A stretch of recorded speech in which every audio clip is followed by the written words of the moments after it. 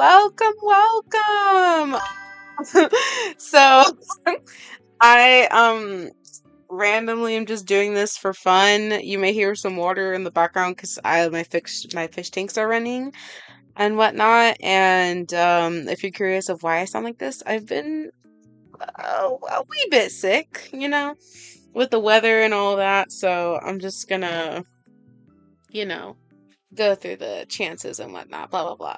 And since I figured everybody's going through this storm, or mostly everybody that I know so far, so y'all are gonna be a-okay. Y'all are gonna be a-right. Oh, what is this going on here? I don't know. Something happened. Anywho, original plan here. We're gonna be reading Human Fnaf X Listener book 3 up in here. So there's a lot of background to this like whole story thing. If you guys have not like seen the series at all or anything of that kind, I highly suggest y'all go and check out the playlist and blah blah blah. Probably by the end or during this live, because I completely forgot to put it in the description. But if you look through the channel, you'll be easily able to find it. It's pretty new.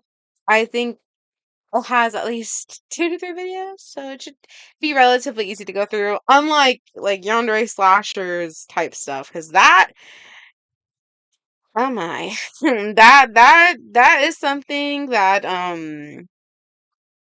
not even I could be like, yeah, no, yeah, mm-mm. So that's what we're gonna head into. We are currently in chapter 30, but we're going to quickly go back a chapter for the purpose of the recap, which is chapter 29.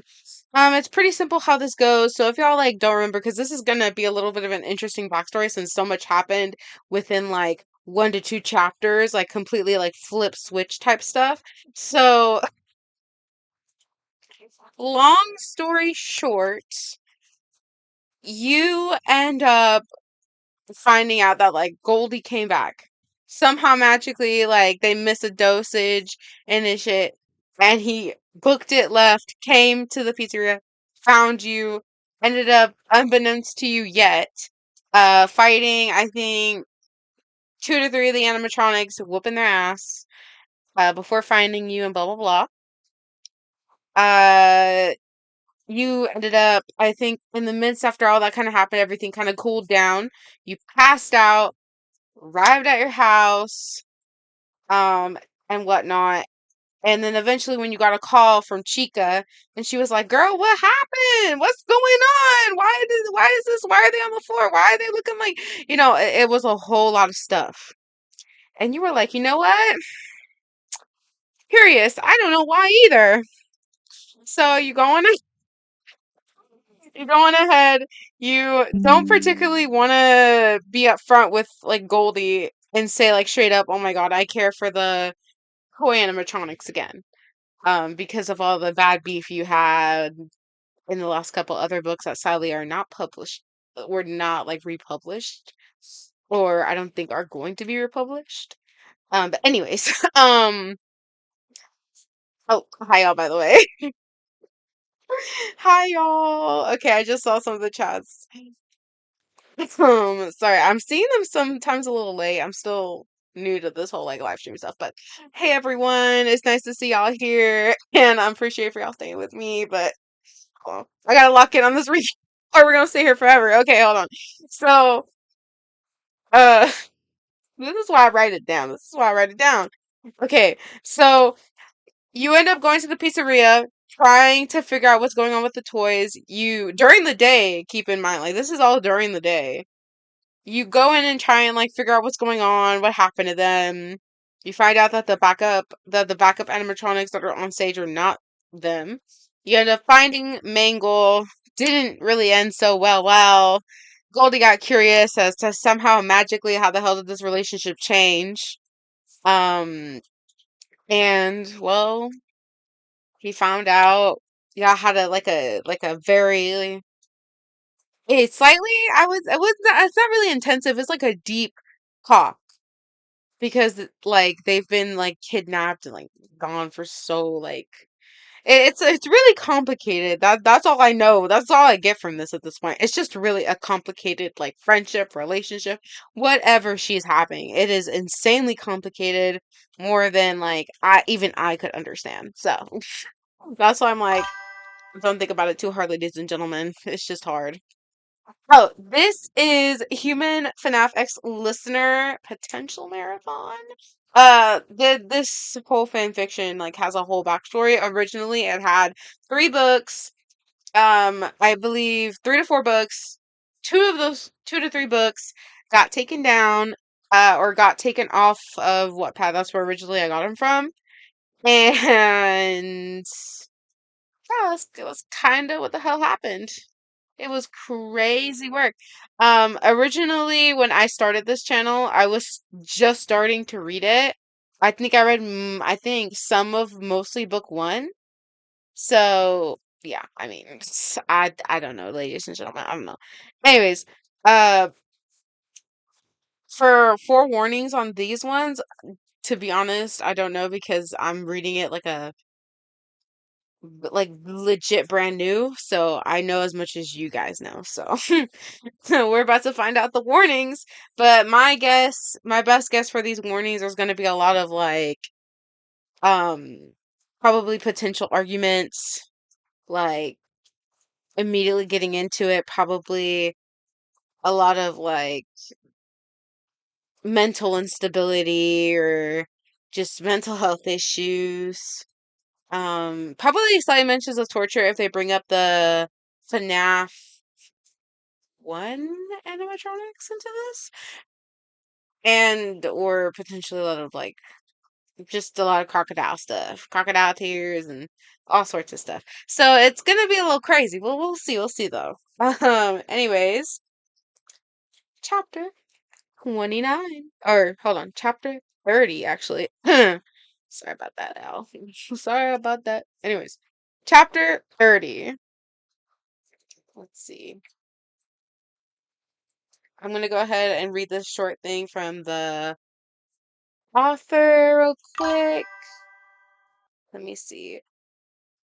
Like I did with the lemon, for those of you who didn't read it, I'm going to be testing you in my chapters instead of I. Also, a reminder, lemon doesn't have to be part of the story, so this isn't what you want. I'm going to write the chapter so it's too vague to tell what happened, and you can easily just ignore the lemon. It won't affect the story, not a big deal. I might do lemons for for the other originals when they all eventually come back, just to make it fair. Some same optional BS goes for them, and if I do end up making them. Okay, twin, hold on. That's crazy. Huh. Interesting indeed. If there is a lemon, I will skip over it. So, just, we're all clear. Anyways, now, chapter 30. Your POV. The first thing you noticed when you woke up was how dark it was in your room. The lights were all off. Only the quickly fading light from outside your window allowed the minimal sight you had. Blech. Similar to the last time you woke up, Goldie was not with you. You laid in bed quietly, trying to listen for any sounds from downstairs in case he was in the living room. The only thing you heard was the low chirping of crickets outside your window. It was late. Sitting up, you rubbed the crust out of your eyes and looked towards the door. There was no light creeping up underneath it, and it was unusually quiet, even though it was just you and Goldie in your home at the moment. The house looked almost vacant, as if you were the only one there. You weren't, though. Goldie was there, somewhere downstairs, wasn't he? He had to be. You stood up out of bed, the floorboards beneath you creaking as you walked over to the door and headed downstairs. There were no lights on down there either. You moved carefully towards the light switch in the living room, a sharp pain in your wrist as you flicked it on. Looking down at your now bandaged wrist, you realize that Goldie must have mended the wound for you. It took a while for your eyes to adjust to the now brightly lit room, but when they did, you quickly realized that Goldie wasn't in there. Worriedly, you called out his name. Goldie? You got no response. You suddenly felt fear rush through you. Checking Quickly checking the rest of the room downstairs and finding no trace of the blonde, he was gone. You raced about the rest of your house, thinking that you might just have missed him and he was sleeping in one of the rooms, or maybe reading like he often liked to do when he had time. To your dismay, though, he wasn't anywhere in the house. As you passed your room again, you walked over to the opposite side of the bed where you had been sleeping, hoping that maybe you just accidentally kicked Goldie off the bed and he was on the floor somewhere. But he wasn't. Something didn't happen to him, right? Surely he wouldn't ever leave you without telling you. So something had to be terribly wrong. You looked up at the clock on your bedside table to see that you had been asleep for several hours after you and Goldie had both left the pizzeria after your encounter with Vincent. You didn't even remember falling asleep though, but you were sure you had. Vincent. He hadn't come back for Goldie, had he? Goldie was fine, wasn't he? He promised you. He had promised that he wouldn't ever leave you like that again. So, where was he? Girl probably cooked us for all we know. Suddenly, you heard a loud thud coming from downstairs, followed by a painful grunt. Knowing well that it was Goldie, you went to rush down and see what happened, but you froze when you realized that he was not alone. Take it slow, okay? You heard Goldie's voice speak softly. Then another voice groaned. It's not as easy as it sounds. You knew that voice. Tears jumped to your eyes. Your heart beat audible in your ears as your heart thumped against your ribcage rapidly. Your legs moved on their own, creeping towards the top of the stairs. You peered down the stairs from behind a wall to keep you hidden, resting your gaze upon Goldie and a familiar figure that made your heart leap with joy. Goldie slowly and carefully tried to guide him over to your couch to set him down, only making him let out a sharp hiss in pain. Eventually, he made his way over to the couch, partially out of your view, leaning against the back of it for support. Where's YN? He questioned seriously, pausing to look around your home. You said she was safe. Where is she? She's sleeping upstairs. Goldie quietly replied. She's gonna have a heart attack if she sees you like this, so try to be quiet. Does anybody want to guess who this person is, twin? My best guess is it's either going to be Freddie or Bonnie. Those are my best guesses. Write them there. Yes, sir. You saw him vaguely nod. As you saw Goldie turn to start up the stairs, you quickly disappeared into a hall closet, out of his view. He walked past the closet where you hid, his shadow passing over the door as he made his way down the hall towards the bathroom. Once you heard the bathroom open and close, you quietly exited the closet, walking back over to the stairs.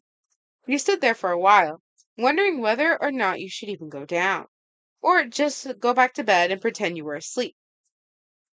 What if what happened to Goldie had happened to him? My guess is getting closer. Would you even be able to bear seeing him so worn down and beat up? Downstairs, he sighed. I seriously wish I could go see her. I hope my guess is right. If my guess is not right, he continued to mumble to himself, not aware of you listening. Just once more would be more than enough. Just to know that she's okay. But if she wakes up and sees me, you smiled. He always did have a bad habit of speaking his mind out loud, didn't he? Ooh, I think I've got my thing right. Working up the courage, you began your descent into the room. Hearing the stairs creak beside him, he paused. That you, Goldie? He asked. You felt your heart beat even faster than it already was, freezing in place even as you tried to calm your nerves. If you were this jittery just hearing his voice, then how would you expect how could you expect to be able to handle seeing him in such a state similar to Goldie's when he first came back? Easy. You couldn't. You needed to calm down for his sake. Pull yourself together. Plan. Edna quote. I love that. You shook your head at your own mental guidance. Continuing down the stairs. It only took you a moment after your little pep talk to yourself to realize that you couldn't see his silhouette anymore. He disappeared? You blinked, casting a glance around the parts of the room you could see, but finding no trace of your friend. And with benefits, cough, cough. Oh, hold on, I'm trying to remember. These memories are just like twin. I don't know. Oh, hi. Hi, everyone, whoever came in. Hello. Oh, hold on. I gotta be careful because sometimes I look up and I lose myself. Ah, sorry. I feel like a little kid just having to be like, where was I? Anyways, hi. Let's see. You blinked, casting a glance around the parts of the room you could see, but finding no trace of your friend. Author with benefits. Fueled by your worry, your anxiety about seeing him melted away as you quickly finished your descent down the stairs to look for him. He found you first, though. After you had taken a few steps away from the stairs, you were tackled to the ground by the familiar face you had been searching for.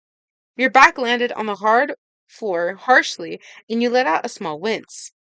He hovered closely above you, his hot breath fanning over your lips as you caught his gaze.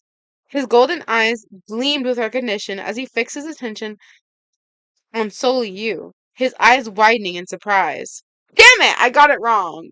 Ah, dang it. I said Freddie or Bonnie, and I got it wrong, though. Two guesses, and I still got it wrong. Ah, sigh. You only looked up at him in shock. Any words that tried to make their way out of your mouth were caught in your throat as you gazed at the horrific wounds he had. His lips had several small cuts in them, one particularly long gash running up and down his lips to the left side. His left eye looked like it had been slashed with a sharp knife. A dreadfully long scar seemed to run through his golden orb from above his eyebrow to the middle of his cheek. His long coat was dripping with fresh blood, and his fiery red hair and fox ears were completely matted with it. He looked like he just crawled out of the farthest pit of hell. Saying he looked worse off than Goldie would be a major understatement. He looked almost unrecognizable through all the blood and wounds/cuts all over him. Foxy, you mumbled, eyes watering. He froze, eyes even more wide than they were before scurrying off of you quickly and standing to his full height. Foxy went to help you up, nearly extending his hand out to you, before glancing at his hand to see a large cut across it and hastily pulled it back. You'd never seen him look so ashamed before. He looked away, his eyes cast down. As he stood, you could better see just how many wounds that he'd retained. I'm sorry, he muttered quietly, his voice barely above a whisper. Snapping out of whatever trance you were in, you got to your feet, beginning to walk over to him. Your heart completely broke at the sight of him backing away from you. He put his hands up in front of him, giving you a wary look. Please, don't. I don't want to get my filthy blood all over you. You immediately lunged forward, grabbing onto his coat tightly so he couldn't back away. You buried your face into his bloodied shoulder, hugging him with all the strength you had. He stiffened, and you realized fairly quick that you might have been hurting him. You didn't let go, but you softened your grip, looking at him wordlessly. The look in your eyes and the tears glistening in your, let's say, just red colored orb spoke for you. I'm just kidding. Your colored orb spoke for you. We are currently reading Twin Human Fnaf X Listener Book 3. If you have not heard of the story or anything like that, there's a whole little playlist on my channel. Same title and everything. Oh, whoopsie. Same title and stuff. So you'll be able to find it quickly. But if you already caught up to date, up to chapter 29, you are good, twin. We are currently in chapter 30. Anyways, let's see. La, la, la, la, la, la, la. Foxy had no idea what to say, and just frowned down at you looking like he was about to cry himself. You were crying because he had let you see him in such a wounded state, and he knew it. The pain he suffered from all of his wounds couldn't have amounted to the heartache he felt from seeing you cry, for being the reason you were crying. You, however, felt even more ashamed. You hadn't been able to save him, to save the others, and you were the reason he looked so hurt, or he was so hurt. You couldn't even imagine how the others would look, considering how much more critically wounded Foxy was compared to Goldie when he first came back. It was a good bet that Vincent had been harder on them after Goldie had managed to get away. Foxy was shocked to hear the words that came out of your mouth next. Foxy, you whined sadly. I'm so sorry. Looking entirely bewildered, Foxy's wide eyes now narrowed with concern. I am not saying these words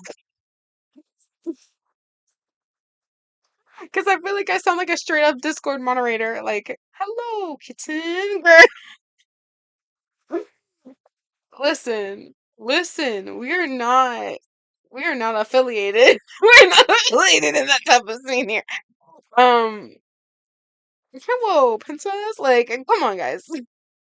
Um,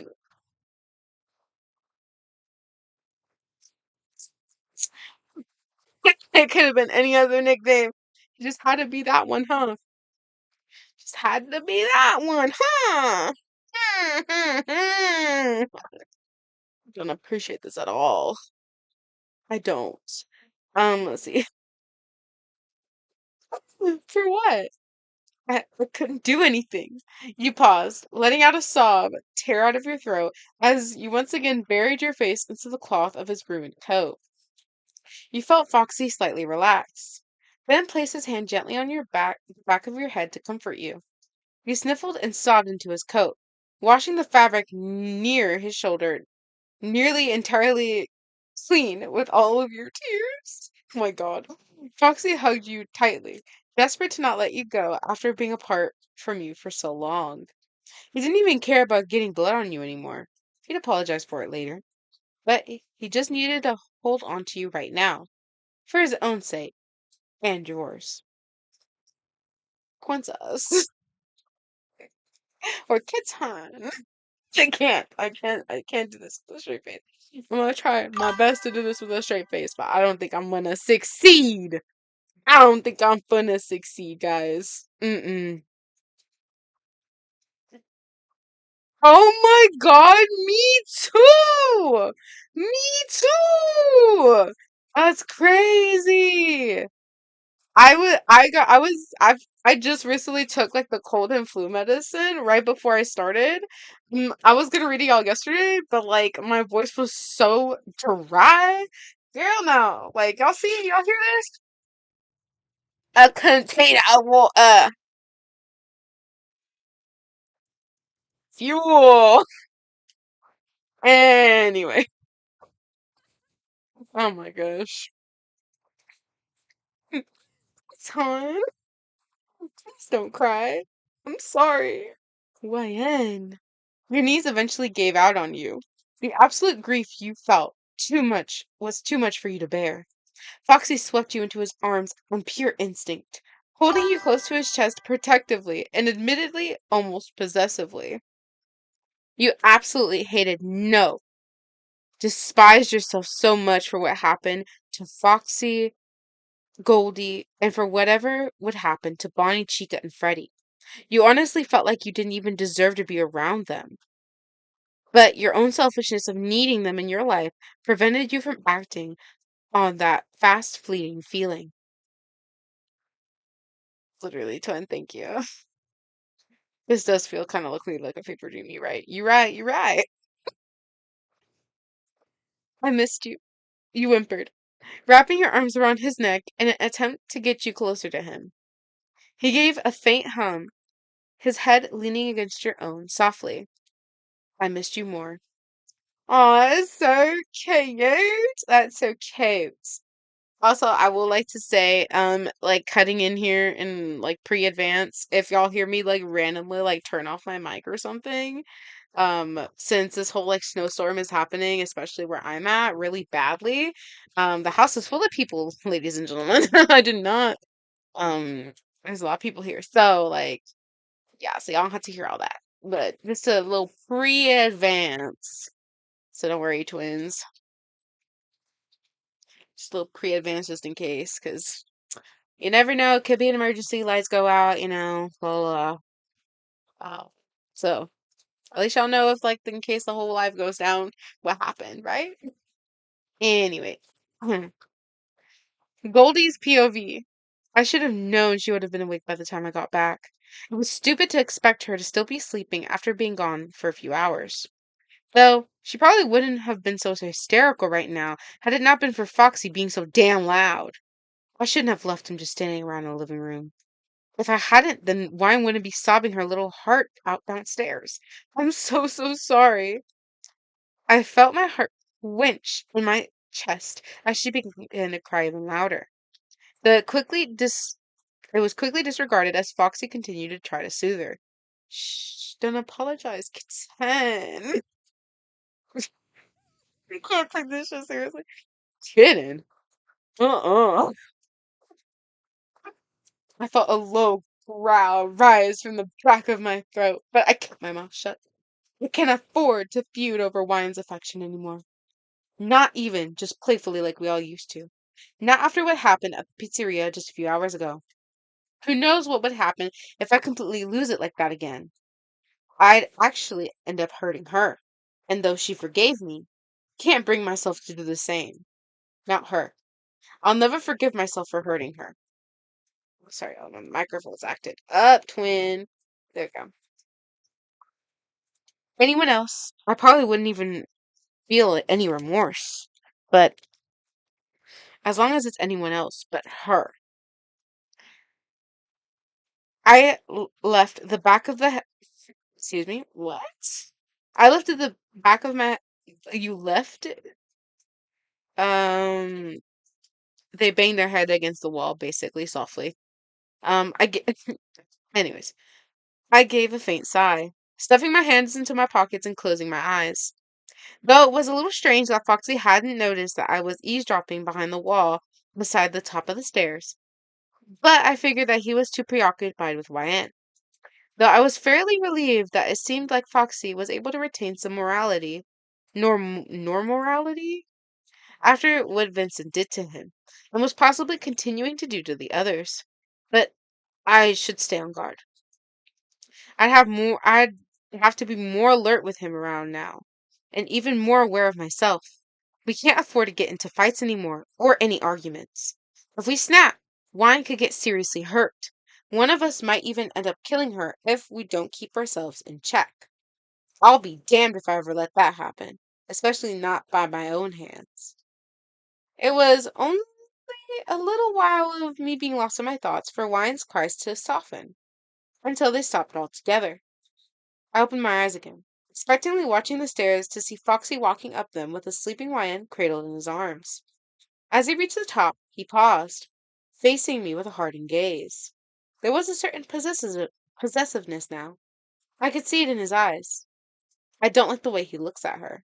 Her wrist. Foxy began, lowly, his eyes burning a fierce gold.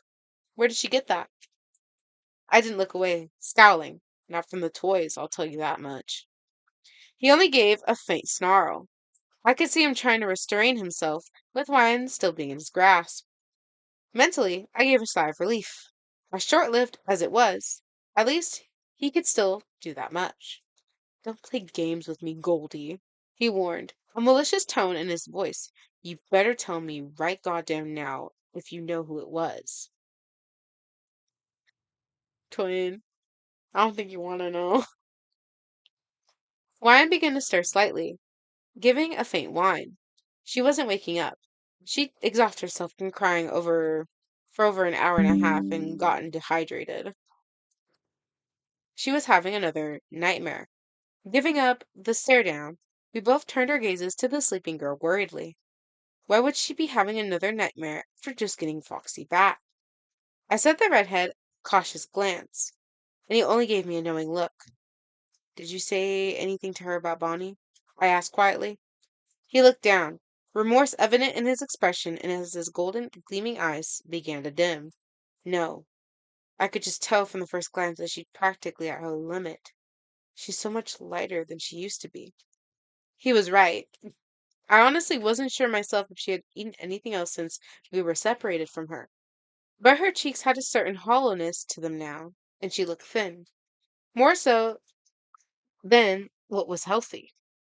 I gave a deep sigh, running a hand through my hair. I think we should all wait till we have everyone in here to tell her. It might be easier on her if we could all be there to break the news. Foxy gave me a cautious look, his expression wary. Do you really think they managed to kill him? Why let out a shaky breath, beginning to tremble. It was as if just bringing up the topic around her, even if she was asleep, was taking its toll on her. I glanced over her small form with concern, wondering what the hell kind of monster I'd be to torture the poor girl any more than she already has been. Thinking back to only a quarter of an hour earlier, I remember the last things that were said between us and the purple bunny before we parted ways. You two just make it out, and make sure you come back for Chica and Freddy. Honestly, I don't know. As for my princess, tell her I'm sorry, and that I'll miss her. Oh, shit. Remember this. And twisting information, and twisting. Literally interesting information, my ass.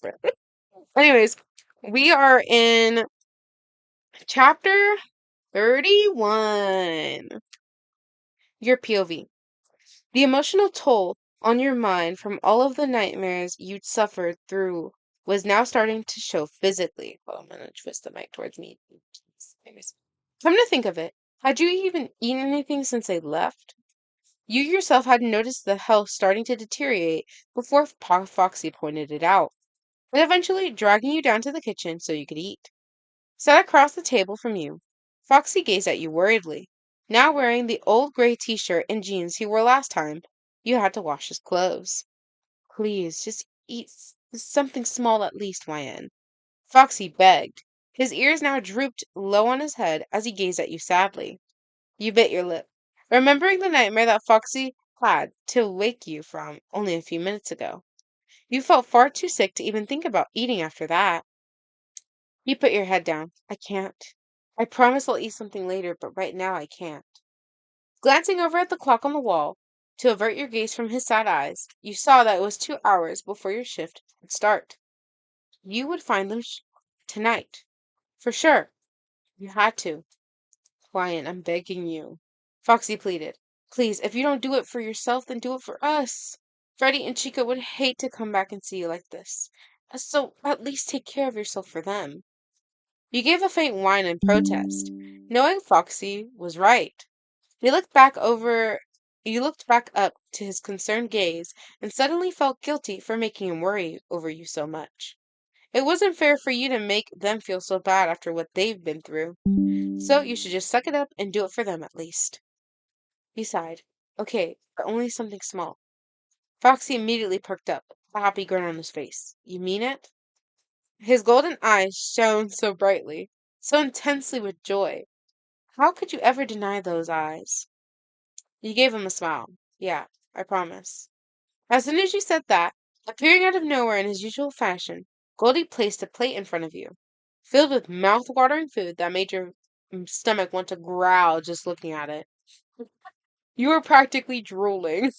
Both animatronics gave a chuckle, Goldie placing a hand on your head gently. You looked up at him as if you were Santa Claus. He smiled. Dig in. You deserve it. And dig in you did. All right. So, are you really planning on going to work tonight? From across the dimly lit room, you sent Goldie a slightly harsh look. I am, but I want to make sure Foxy's okay first, you said in a definite tone. Glancing over to the bed, you gazed worriedly at the sleeping redhead. After you finished eating, Foxy ended up falling asleep at the table, almost as if he'd been holding out on rest on purpose. No wonder he couldn't sleep before, you thought, thinking back to your prior pleas for the fox to get some rest after what he had been through, but denying you every time. He was too busy worrying over my health. You mentally sighed. The animatronics would run themselves ragged every time something was wrong with you, whether it be that you were sick, developing unusual sleeping patterns, and now about the fact that you hadn't really eaten at all since they left. They could never stop worrying about you, putting your needs far before any of theirs, even despite your wishes for them to take better care of themselves. You remembered how happy Foxy looked when you finally agreed to eat something. He looked like you just told him that he won the lottery. Goldie rolled his eyes, letting the book he had been reading drop onto his lap as he rested his chin on the back of his hand, his arm propped on the chair's armrest. I don't mean to echo Freddie's words and nag you, the blonde started, a bored expression on his face, but we are immortal, Wyan. I know that! You whispered, yelled, careful not to wake Foxy up, but you even said to yourself, those wounds were serious and shouldn't be left unattended even for now, even though they'll heal eventually. You hated how they reminded you of that and gave you that look. There was nothing in the world that made your blood boil more than those three damn words. You weren't a child. They needed to stop treating you like one, or one day you were really going to lose it. His eyes narrowed at you, a slight glare in his sapphire orbs. You didn't have to eavesdrop, YN. You only gave a small huff in reply, knowing you were in the wrong. But you couldn't really help but wonder why you heard a slight hint of jealousy in his voice as he said that. Really, girl? Come on, we're not playing this again. You had fussed about Foxy so much after he came back. Was there a possibility that Goldie was actually envious of them? You took a better look at Goldie, noticing how his scrutinizing gaze was fixed on Foxy, an evident glare in his eyes. Goldie? You called out to him quietly. He reluctantly looked over to you and answered irritably, What is it? For Goldie to snap at you, you were either doing something utterly and entirely stupid, he was jealous, or something was terribly wrong with him. Your gaze softened, and you whispered quietly, Are you okay? Don't be stupid. He scoffed. What could you care? So he was jealous. Even with that realization, his words still stung. Maybe he really did think that you didn't care. Still, Goldie never spoke to you like that. He seemed to notice too, freezing up slightly as he just looked at you with his head slightly lowered, then giving a sigh. Sorry, I think you should get some rest too, Goldie, you said abruptly, surprising him. I don't need it, he protested, though quietly. And I don't care, you stated stubbornly. Before he could interject, you marched your way over to him. His oh my goodness. His azure blue eyes wide as you loomed over him, staring him down. You placed your hands on either armrest, making Goldie look up at you in surprise. The newfound confidence that was em- emanating from you left him in a speechless awe. I want you to get some sleep. I know you going back to get Foxy as soon as you did took up a lot of your strength, and you're still recovering nonetheless. Goldie had no words to say to you. It was rare to see you like you were now, and the only other time he can call you with that same imitating aura was when he threatened to kill the others back in the pizzeria. He couldn't help but give you his full respect and attention back then, and here he was now in the same scenario. Honestly, he couldn't ever say no to you when you got like that. Not only because he loved you, but because he really did respect you. Please, get some sleep, you begged, your tone going soft. I know that you're still hurting, so please just take care of yourself for me. Girl, I need to take care of me too. I need to take care of me too. You have no reason to be mad at yourself, he finally said, sounding breathless. But I will be, you continued. This time your voice had an edge to it. So please, get some rest. He stared you down for a while, before sighing and giving up. He moved a little away from the chair, enough for Goldie to stand up and stretch a little before he turned to you. Thank you. He gave a faint smile. It made me really happy to hear that. You looked down slightly, a faint blush on your cheeks. Goldie gave you a small chuckle before bidding you good night and walking off to the other spare bedroom. As soon as he was gone, you let out a deep sigh, as if you'd been holding your breath for a very long time. Since when has Goldie started to affect you like that? It was still late when you woke up. Sometime while watching over Foxy, you accidentally fallen asleep by his bedside. You remembered looking at the alarm on the bedside table before you fell asleep. It was 11:34 the last time you checked. Your eyes were heavy, and you felt like it was hard to move all of your fatigue. Hold on. It was hard to move with all of your fatigue catching up with you at once. Not a single muscle in your body would move like you wanted it to. Your mind was blank, your tiredness fogging your mind in ways that honestly stunned you. The absolute silence in the room was not helping you wake up at all. Only Foxy's faint snoring was all that could be heard for a long time. By the time you were physically able to open your eyes, you realized how late it actually was. How late you actually were for work. One single glance at the alarm clock beside you showed that the time 12:23 a.m. You told yourself that you were going to go find the toys, and you had fallen asleep. This time, with anxiety now running around in your veins, you managed to stand up, a small yawn escaping your lips as you did so. As quietly as you could, you walked out of the room, looking for your uniform, keys, and phone, and whatever else you needed. After a few short minutes, you stood by your front door, ready to pass the limits to get to the ready to speed past the limits to get to the pizzeria. Before you paused, although Goldie and Freddie were still dead asleep, if they were able to wake up sometime later in the night and notice your absence, they'd be worried sick. Deciding that it wasn't fair to make them worry any more than they already had, you wrote a small note about where you were going and left it on the kitchen table for them to find if they woke up. Satisfied, you left your house and drove to work, arriving there in less time than usual. As you entered the pizzeria, you noticed the chill that was in the air now. It was uncomfortable. Finding your way to the office first, you saw the two familiar faces crowded around the desk. As soon as they looked up and noticed you, you gave them a small wave. YN! Mike chimed happily, giving you a hug while you walked into the office. Hi, Mike. You gave a faint greeting, feeling too tired to reciprocate his enthusiasm. He seemed to notice, giving you a wary look. Are you feeling okay? You look tired. I fell asleep, you admitted. I haven't gotten much rest over the past few days, and it caught up with me. He frowned a little. Oh, sorry to hear that. You shook your head. Don't worry about it. Hey, don't I get a hello too? Looking over Mike's shoulder, you sent the pouting Jeremy a small smile. Hello, Jeremy. He seemed happy. Oh, whoops. Hold on, this computer. Hold on. Hold on, twins. What was the word? Technical difficulties? Hold on. I'm gonna fix this computer real quick and get a more comfortable position. Hold on, twins. Hold on.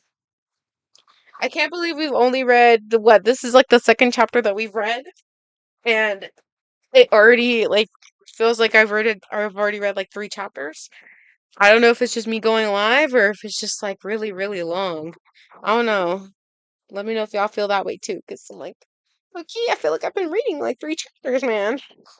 This is my third or fourth one, but I can assure you it's not. Ah, sigh. All right, there you go. Hopefully that stays still. Anyways, let's see. Where were we?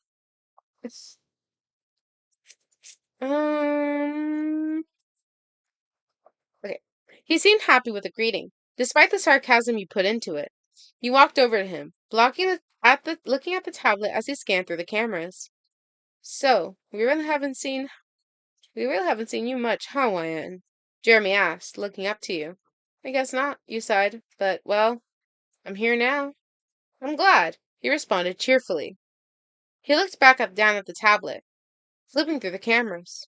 He frowned as he stopped on the camera overlooking the stage. No one was there. Toy Freddy, Chica, and Bonnie all disappeared as soon as it was midnight. Mike explained, sighing as he walked over to the two of you. You looked up at him, not trying to mask the worry in your voice, as you asked, What do you mean? Don't you know where they are? Not a clue, he shrugged. But then again, I honestly couldn't give a lesser shit. As much as his harsh words made you feel defensive over the toys, you could understand where he was coming from. The originals nearly killed both him and Jeremy once upon a time.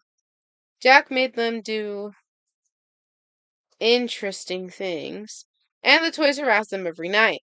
You ultimately kept your mouth shut, despite the curse words that you wanted to shout at him. Jeremy looked up at you a bit sadly. Mike and I both even went down the stage, checked backstage, and walked around a bit to look for him, but we couldn't find him. We found the backups, Mike added, then continued more dejectedly. But not the real ones that come to life. Goldie was right then. You huffed quietly, feeling your shoulders slump as you remembered that the animatronics on the stage earlier were not the toys you knew. If they weren't uh if they weren't early if they weren't there earlier in the day and they weren't there now, then where were they? You gazed a bit hopelessly back at Jeremy. You didn't see them at all? He shook his head, then answered sadly. Sorry, but no. You only let out a sigh. And Jeremy went back to checking the cameras while Mike just stood by the door, twirling his bat around his hand. That's how we handle business! Excuse me.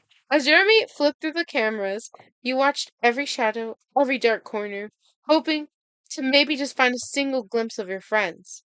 But you were disappointed. He paused as he reached the prize corner camera, and your eyes widened in fright as you looked at the screen. The music box wasn't playing. Jack's music box wasn't playing. Why hadn't Jeremy paid closer attention to it? You felt very imminent fear rush through you. Not for yourself, but for the two other night guards with you. Your thoughts were jumbled, and your mind scrambled as you went back to square one, being frightened of Jack. After your encounter with Mangle, you didn't know what he would do to them once he reached the office. Could he kill Mike and Jeremy now that he thought you'd left him? What would he do to you when he got to the office? Would he attack you like Mangle did? Would he even go as far to kill you? You mentally shook off the thought and sent Jeremy a frightened look. He only frowned at you, looking troubled.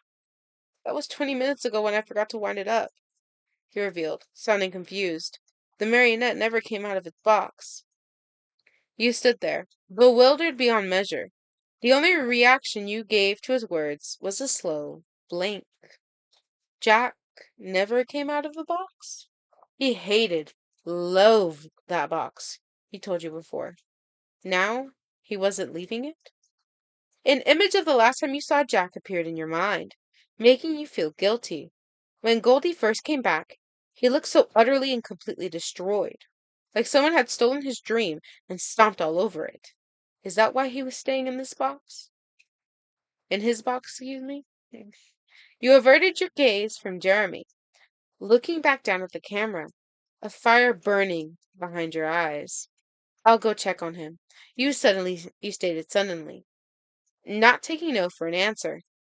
Both Jeremy and Mike looked uncertain, and Mike spoke up. Are you sure about this? Yes, you affirmed, rushing past him on your way out of the office. Before either of them could stop you, you were already down the hall. As dark as it was, you didn't even need the lights on to know where you were going. Even though it was hard to see, you looked around in the dark as you walked through the pizzeria, hoping to maybe catch a glimpse of one of the toys. But you were disappointed. You reached the prize corner in what felt like no time at all. Despite how tired you really were, Your heart began to race at the sight of the large music box in front of you. You desperately tried to think of something to say to him, but nothing useful came to mind. All that was running around in your head were all your fears. Would he try to kill you? Would he just avoid you like the toys were? Would he attack you like Mangle? Or would he even... You shook your head. You didn't really know what he would do, but Jack was your friend and you were going to see him no matter the case. You owed it to him and to yourself to try and make things right, and that was what you were going to do. You dragged a stool you found behind the counter of the prize corner in front of the large box and stood up on top of it, peering inside. Only a dark silhouette sitting slumped at its base met your eyes in the dark. Jack? You questioned. Said the raven-haired male looked up at you in slight shock. What? What? His violet eyes were dull now, and didn't illuminate the darkness as they used to. They were merely succumbed to it. Your heart clenched in your chest, and you held your hand out to him. I don't want to talk to you inside a stuffy little box. Come out, you pleaded, stretching your arm further down towards him. He eyed your hand warily, whispering softly, Why did you come back? His voice sounded so weak. It had lost its musical touch. It made you want to cry just to hear him speak. Just hearing him speak, I'm pretty sure. You couldn't, though. You absolutely wouldn't. Instead, you masked your hurt with fiery determination. I said I wasn't going to talk unless you were out here to face out here face to face with me. You got out, so I won't answer you until you do. You would just get through to him, no matter what it would cost you. He'd been there for you when the originals were gone, and so had the other toys. You would just start with Jack, and then you'd repair your relationship with all the other toys too. Nothing in the world could ever dare to stop you. Jack broke your gaze, looking away. Just leave then. You felt your heart slightly break at his words, and your resolve began to loosen. So he really did think you abandoned him, too. With a small sigh, you pulled yourself up and swung your legs over the top of the box, perching yourself there while you stared down at him. Don't make me jump in there and drag you out, you threatened jokingly. He still wouldn't look at you. Ow, fuck! I warned you. You had jumped into the box, landing on top of Jack. In an admittedly awkward position, you could tell he was uncomfortable, not only because of the extra weight on top of him and the unfortunate position he was in, but because of the fact that you were sitting right on a certain place that made his face turn bright red. What the fuck? You were honestly too tired to really care, though. Hell, you didn't even notice. What's up with everybody? You asked. A frown sat on your face. Ever since Goldie came back, everyone's been hiding from me. You were being unusually straightforward tonight. Jack took notice of that. He just figured you'd gotten tired of everyone avoiding you, and he knew you deserved answers. He sighed. You have him now. Why are you talking to me still? You were expecting him to say that, and you continued in phase. Because you're my friend, goddammit, you declared, crossing your arms over your chest. Come hell or high water, I'm always going to be here, and you can't keep me from it. Immediate friend zone. Nice job, YN. This is crazy. Another rap. You don't mean that. He mumbled soullessly. Or solemnly? Yeah. You raised an eyebrow. You really want to test me? He finally looked up to you, and you could see how red his eyes were, like he'd been crying. Your heart clenched painfully in your chest at the sight. Why are you going through all this trouble? I just told you, because you're my friend. I don't want to be your friend. You let out a small squeak as Jack sat up, and you fell off of his lap.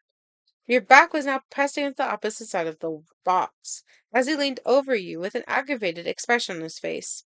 His hand was pressed against the wall beside your head, his other hand on the floor near your thigh to keep himself upright. The position made you blush slightly. All you ever fucking talk about is the originals, he hissed, his violet orbs glaring into yours. I don't want to hear whatever you have to say. You wanted to speak, but what would you even say? You had no idea. You think I just want to be friends, YN? His icy words piercing your already fragile heart. He let out a dry laugh. You're really stupid, you know that? Before you could even reply, his own lips crashed into yours, making your mind go hazy. Unlike the other times he'd kissed you, like the others, bruh, this one was so you couldn't even put the right word. You can't even like find the right word. There was no lust in it at all. It was pure, honest love. You nearly felt choked by all the emotions you could feel from him. But before you could return the kiss, he pulled away, his glare still evident. I hate you, he hissed, but I can't fucking stop myself from being in love with you. What is this, radio static now? Twin! Twin, girl, get out of here. He gave a deep sigh. Why the hell did you even come back here anyways? You couldn't reply, physically. You couldn't reply. Your words were all caught up in your throat. His he rolled his eyes. You can't even answer me. You interrupted him, grabbing the sides of his dark hoodie and pulling his mouth back onto yours. Oh shit. To say he was stunned would have been an understatement. You pulled away first, leaving a breathless, panting Jack before you as you spoke. If anybody's stupid here, it's you. You'd honestly think I'd forget you? That I'd forget about any of you? You narrowed your eyes at him accusingly. He merely listened as he tried to catch his breath. You could have killed me, you stated, but instead, you saved me and apologized to me for what you did before. Did you really think that I'd forget that? And forget everything that we've been through so far? No, Jack. I won't. I refuse to. He was silent for a while, both of you trying to recover your breath. Then, he grinned. That's why I love you. Okay, bitch. Okay. I love that moment for them. All right, y'all. I know this is like we're so in January already, but we are on a holiday special one. Yeah. Consider this like a very insanely late gift, I suppose, from the author. I'm not going to take credit for it because I did not write it. I'm just reading it to you guys. Yay! Holiday special set in Fnaf 2. Bonnie, what are you doing? Screw off, Chica, I'm busy. The small blonde girl crossed her arms over her chest, an eyebrow raised at the bunny in suspicion. You're setting up a mistletoe. You're trying to get Wyatt to kiss you tonight, aren't you? Bonnie rolled his eyes, glaring down at her from the one on the step ladder is crazy. Well, it's certainly not for you. It was Christmas Eve, or well, it would be until Wine's shift started. Then it would be Christmas. Had Bonnie been an innocent little kid again, he would have had asked Santa for one thing and one thing only. A kiss from YN. He'd wandered around town earlier in the day, looking for one little thing that could help him achieve that dream. He found the mistletoe he was looking for, but he had ended up stealing it from some coffee shop downtown. Not that he cared, since he was one step closer to his goal. He'd do anything and everything to get a kiss from his princess. Is crazy. Chica huffed, looking away. Fine jerk. I was just asking. Mistletoe. Both pairs of eyes drifted into the dark hallway, spotting a certain puppet staring at them curiously. What are you doing with that bunny? Jack asked, a tone of warning in his voice. None of your damn business, puppet. Bonnie is best crazy. Jack's eyes narrowed dangerously. If you're planning on tricking Wyan into kissing you with it, then it's very much my business. Bonnie growled, fixing an icy glare on Chica. You and your big damn mouth. That's not for my little night guard, is it? Appearing beside Jack, an agitated mangle sent a glare towards the purple bunny. Bonnie jumped down from the stepladder, stuffing the mistletoe into his pocket before walking up to the white fox. Since when was she yours, bastard? Bonnie barked. Bonnie just barked in his damn dog, cat, mouse, girl. Why do you even think she likes you? For all the shit you two pulled? Mango let out a feral growl, sounding more animal than anything. It even surprised Jack. Don't you dare bring that up again. Mango hissed, his golden eyes blazing. Wyan forgave us, and you can't say anything to change that fact. Bonnie let out a scoff, turning away from Mango to walk back into the office. Just because she forgave you doesn't mean she'll ever love you, dumbass. She loves us, not you. She'll never waste her time on the bastards that tried to watch your damn mouth, Bunny. Wine's here. Quit arguing. Goldie appeared into the office, standing between the fox and the bunny. Yeah, yes. His eyes were black, his pupils were white, and they were like they were when he was pissed off. Sending a glare to the both of them, he continued, It's a damn holiday. Don't you dare ruin Ryan's mood with your bullshit tonight. She's pretty happy today. He revealed, then promised his threat. If you fuckers do anything to destroy that mood, you'll get coal shoved down your damn throats and up your asses like you deserve. Understood? Bonnie rolled his eyes again, walking off into the hallway. I'm not the one you need to talk to.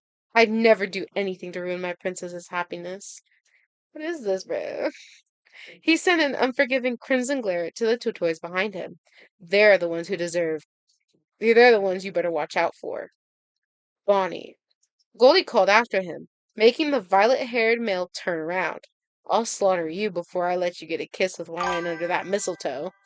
That's crazy word. I genuinely kind of forgot how crazy these stats to kind of be over something crazy like this. I know. I know, bruh. That's kind of insane. Vox text trust us. And I made a reference earlier. It's kind of ironic. Look at that. That is applesauce. Look at that. uh-uh. Anyways, I'll slaughter you before I let you get a kiss with Wyan under that mistletoe. Oh boy. Oh, no. Goldie growled out. Don't plan on anything that'll get you stuffed into another suit. How does that make sense? He's already in it. Okay, right. Kiss my ass, Blondie. Bonnie laughed dryly. You don't scare me. A loud animatronic screech echoed down the hall, making Bonnie slightly jolt backwards. Foxy, in his animatronic form, stood towering over the bunny, his jaw open wide and ready to take a bite. Cottontail, you better start running if you don't want me to beat your sorry little ass. Freddy, this is gonna fucking kill me, Britt. What? Oh, hi. Well, you poor thing, I suppose. Um, yeah, I mean, it's a fan fiction rating thing. Surprisingly, damn, it's already 10 o'clock. Oh my god, late one at that. Alright, let me continue then. I don't want to get stuck on this chapter. Hold up. Let's see. Um, where was I? Okay, Freddy in his human form stepped beside a now human Foxy. Two furious glares were locked onto the lavender-haired bunny. Oh, but Bonnie only laughed. Catch me if you can fast. It's crazy. No, I did not catch that reference, author. Sadly, I did not. But if anyone does, now y'all know. Now y'all know. Let's see. Stepping on Bonnie's back as he went, Mango, with the mistletoe in hand, darted off down the dark hallway. Hey, get back here, you fucking prick, is crazy. I can't take this seriously. As if I'm letting you steal a kiss from my little night guard, Mangle thought, rolling his eyes as he made his way to the show stage. I would have burned it. As soon as he arrived, Panting and hunched over on his knees, Fred and Cece took notice that something was up. Cece, in her usual fashion, stormed over to the tired fox and grabbed him by his collar. "What the hell are you doing?" she growled out, a fire hidden between her sky blue orbs. "Cece, please, wait!" Mangle cried, holding up the mistletoe. "I can explain. Bonnie, why do you have the mistletoe?" Sissy's eyes narrowed, drifting towards the mistletoe in his hand before setting a large glare on Mangle. "You little bastard! You were going to trick Wine with it, weren't you?" Before Mangle could open his mouth again, a red blur rushed past the two of them, snagging the mistletoe out of Mangle's hand as it raced off. Mangle, horrified, tried to pry a confused Cece off of him. "Let go, Cece!" he yelled, grabbing onto her arm. "They're going to steal a kiss from YN. I was trying to stop them." "A kiss from YN, huh?" she murmured quietly. Unnoticed by the two, Fred slipped off without a word to go after Foxy. Just as he was determined to get that mistletoe kiss as anyone else in the pizzeria, even if they wouldn't admit it. With a sigh, Cece let go of Mangle, and he immediately raced off to find Foxy. With a smirk, Cece went to follow them. If anyone was getting that kiss, she was. "Girl, y'all seem very awfully confident for what it is, twins." A small catfight in the office had now turned into a bloody brawl for that mistletoe, leaving it mingled with blood and left on the floor, while Foxy, Mangle, Bonnie, Freddy, and surprisingly Bon Bon and Jack fought for it. At that moment, Foxy was caught in a headlock by Freddy, Bonnie delivered a left side kick to Mangle's gut, and Jack had pulled a switchblade on Bon Bon, keeping it by his throat. Cece, Goldie, Fred, and Chica were watching from afar, all of them thinking brains would work better than brawn. Each a plan, sure, but only one could prevail in this war to get the mistletoe. Unbeknownst to them, BB would surely win it. Your POV. "Hello? Guys? Where are you? You got to work maybe 20 minutes ago, and no one had to come greet you like they always did. As ridiculous as it seemed, it was like they were hiding from you. It was Christmas for crying out loud. You wanted to take them all with you home for the night and celebrate. You had food and gifts for them all ready and waiting at your house, but no one was around. As soon as you were about to give up, you, oh, excuse me. As soon as you were about to give up, you bumped into someone. Oh, sorry. You apologized immediately, looking up to see Freddy's POV. Freddy? Hey, Angel. Lovely night tonight, isn't it? You tilted your head. Where have you been? I've been looking all over for you. Freddy waved it off, giving a shrug and a smirk. Don't worry about it. It's nothing. Yeah, I'm sure. So sure. You gave a dry laugh. Fixing a suspicious gaze on him was crazy. He really grinned at you. He knew telling you what had really happened would only upset you, so he decided that he'd just brush it off instead. "You look beautiful tonight, as always," he complimented sincerely. Sure, he was suave and good with his words, but when he complimented you, he always meant it wholeheartedly. He loved you after all. You only laughed in his face. "Bullshit. You're just saying that so I won't get mad at you. For whatever reason I'm gonna find out about." Freddy found. "No, honestly, Ryan, I wouldn't. Save it, Fazbear," you hissed. "I'm not interested." He hated when you were mad at him. He only tried to compliment you. Even if he had ended up getting the middles, that's crazy. Even if he had ended up getting the mistletoe, maybe you were too mad at him to even give him a small kiss on the cheek. It's crazy. He didn't even know where the mistletoe was. Anyways, with a small hope in his heart, he looked around for it, hoping that maybe he could just get a small glimpse of it, but found none. With an aggravated groan, he threw his head back and looked up, his upset demeanor falling away almost instantly. You followed his gaze, only to find mistletoe hanging above the two of you. Mistletoe. "Oh," he mumbled. "That's where that went." When what? When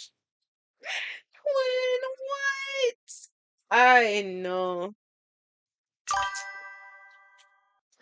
Oh, I just got okay. I'm just reading these back. Hold on. What? Oh, hi, whoever said hi. Hi, y'all. And hello. Um, ooh, something to draw. Oh my God, that's amazing.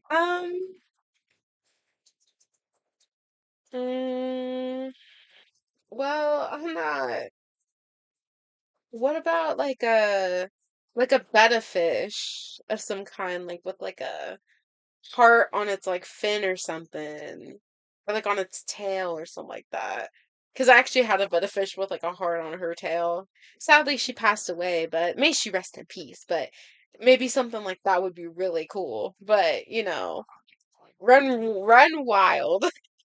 I mean, if that's something you would like to draw, then go right ahead and please send it to me when you're done. Or like show me progress or something like that. Thank you, twin. Thank you. Let's see. Let's see. Um, uh, okay. I hate when I lose myself on like these chapters. Literally. Let's see. Um, son of a I bet you he put that shit either on purpose or somebody did. I don't know who did, but I'm pretty sure it was his ass on purpose, but I mean, I don't know. We'll see, we'll see, we'll see. Oh, he mumbled. That's where that went. Though Freddie seemed calm about it, you're completely the polar opposite. Um, Freddie looked down to find you nervous and fidgety, a rosy blush covering your cheeks. Moments like these, where he could see you as the same sweet little night guard that had shown him so much care on your first shift. Freddie? Bonnie? Not Bonnie, bro. I missed my word count. Oh, wait. Freddie? With his hand underneath your chin, he tilted your head up towards him, claiming your lips in a passionate embrace. You immediately reciprocated, melting into the kiss, much to his delight. With the knowledge in his heart that you loved him, Freddie gave a proud smirk into the kiss. Freddie won the mistletoe war. Okay, I'm assuming this is a different character, so y'all, we did Freddie. Next is Bonnie. Bonnie? Hey, princess, looking lovely as usual. You gave him an uninterested glance. Where's everyone, Bonnie? What happened? I don't know what you're talking about, princess. He laughed, scratching the back of his neck nervously. Bullshit. You mumbled. He only grinned at you. That grin never meant anything good. What did you do, Bonnie? You gave a definite sigh. He looked at you with a frown. What do you mean? You don't have any faith in me, princess? Oh, I've gotten a lot of faith in you, all right, you mumbled. Faith that you'll never fail to start shit between everyone. His shoulders slumped sadly. I'm not that bad to you, am I, YN? One look at his sad, pouting face was enough to make you feel bad for being so rude to him. Sure, he's a hell of a troublemaker, but Bonnie only ever wanted to see you smile. Knowing he did something to make you unhappy, well, saying that it broke his heart would be an understatement. No, he sighed. No, Bonnie, it's just he gave a sad huff, giving you his best puppy dog eyes. The pout on his face seemed to be forever etched onto his features. Before he looked up to find something that made his face light up like a little kid in a candy store. Fuck yeah. He gave a fist bump, doing a little happy jig before turning to you with joyful crimson eyes. Before you could follow his gaze, Bonnie took you into his arms, dipping your back down slightly as he stole a kiss from your soft lips. You were in bliss, kissing him back without a care in the world. You didn't care why he kissed you, but you were glad he did anyways. Pulling back slowly as you both needed air, he stared into your orbs happily. I win. Bonnie won the mistletoe war. Oh my goodness. They're all ops, bro. They're like, keep your friends close, but your enemies closer. Legit, that's how it feels right now. I'm not gonna say kitten as prevents because that's just that's too weird for my vocabulary. Foxy, Foxy, Quintos. I'm just kidding. You're here. Is it midnight already? Wow, the time sure flies, huh? You gave Foxy a worried look. Are you feeling okay? You look a little red. More so than usual, anyway. I'm good. He shrugged you off, but still looked nervous. Perfectly okay. Foxy, really, you sighed. If something's wrong, then just tell me. You can tell me anything, you know that. He looked down a little, his ears drooping. He hated to disappoint you, but he didn't want you to be mad at him either. Foxy wanted to tell you the truth, but he sighed, looking up at the ceiling, hopefully to get some divine assistance. Boy, did he get what he was looking for. His face lit up, a wide grin stretching across his once red cheeks. You tilted your head, slightly confused. He looked down at you with a smirk, his golden eyes gleaming like a predator watching its prey. Foxy? Without another word, Foxy put a hand on your hip and a hand on the back of your head, pulling you close, and claimed your lips for himself. Your wide eyes drifted to look above him, spotting the culprit. Mistletoe. Though your face was burning as red as Foxy's hair, you closed your eyes and deepening the kiss. Foxy won the mistletoe war. Goldie's turn. Goldie? Why in? You're here. Well, of course, you stated, eyes narrowing at him suspiciously. Why wouldn't I be? What's going on, Goldie? Nothing, Dove. Goldie shook his head. No need to worry about it. Just Bonnie causing a mess again. You frowned. Really? You guys didn't fight, did you? He only gave a deep sigh, looking down at you knowingly. You sighed yourself, running a hand through your hair. As much as you hated everyone to fight, nobody really seemed to care what you thought and what else on that matter as much as they cared about your thoughts on everything else. Goldie hated to see you upset whenever a fight would start. He'd kill Bonnie for that later. Right now, though, mistletoe? Goldie looked at to you, only to find you staring up at the ceiling with a blush dusting across your cheeks. He followed your gaze, only to find the very same mistletoe that everyone had been fighting over hanging above the both of you. Wow, he whistled lowly. I didn't even have to do anything. So, um, Goldie gazed down at you, finding you twiddling your thumbs and looking down. You were nervous, and you knew what happened when you get caught under the mistletoe. Goldie gently touched a hand to your cheek, lifting your head up to face him. Your colored your colored orbs went wide as he leaned down to give you a passionate kiss, and your mind practically went blank as the only thing you could think about was kissing him. Running your hand through his hair, he gave a smile. Goldie won the mistletoe war. Chica's turn. Chica? Why in? I'm glad you're here. Why? What happened? You questioned curiously, tilting your head. Where did everybody go? She rolled her eyes. Bonnie was being an idiot and started this whole big fight between everybody. He's just so stupid sometimes, but I, I just want to power him down and just leave him that way. Again, you sighed. I thought he would do something like this. He was acting a bit suspicious lately. Or he has. Yeah, there we go. Chica shrugged, giving an aggravated groan. He seriously pisses me off when he does this. Rolling her eyes, she looked up. The small blonde froze, fixing her gaze on something above the two of you. Mistletoe? She cried. A furious blush fastened to her cheeks. You looked up, only to find that Chica was right. There was a mistletoe hung up on the doorway above the two of you.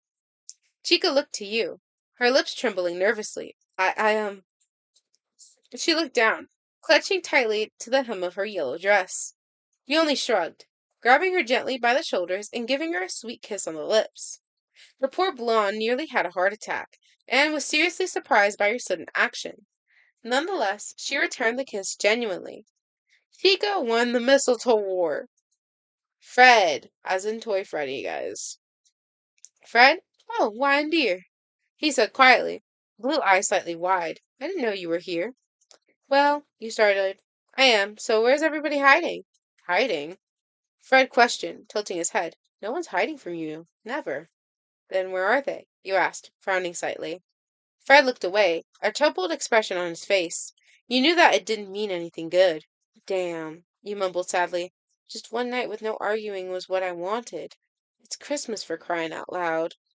He looked down at you, feeling guilty for participating in something that made you so upset. Besides, in the end, the mistletoe had ended up disappearing before he could get his hands on it. Where had it gone, anyways? Giving a silent plea to Santa Claus or whoever would listen, he looked up, and his wish came true. Perched above the two of you was the very same mistletoe that he had been trying to get his hands on. He caught you under the mistletoe like he wanted. Not that he thought he'd be able to do it anyways. The mistletoe, he whispered in utter disbelief. Mistletoe? He questioned, looking up curiously. Your face was beet red, and before you could react, Fred kissed you. Fred won the mistletoe war. This is Bonbon, as in Toy Bonnie. Bonbon? Hey there, sweet cheeks. Miss me? Not really, you groaned, rolling your eyes. Ouch. He flinched back in mock hurt, a frown crossing his features. And it's a holiday, too. A holiday I'd rather not spend time with you, of all people. Of everyone you could have bumped into first, it just had to be Bonbon. What? Blinking owlishly, you looked back at him to see him with his arms crossed over his chest, an angry expression on his face. Damn it, that's such bullshit, he growled. I went through all this just for it to be here? For what for have what to be here? You asked. Your head tilted to the side. He pointed upwards. The mistletoe! You froze, looking up slowly to see that he was, in fact, correct. There was there was a mistletoe hanging above you and Bonbon. How come you hadn't seen that earlier?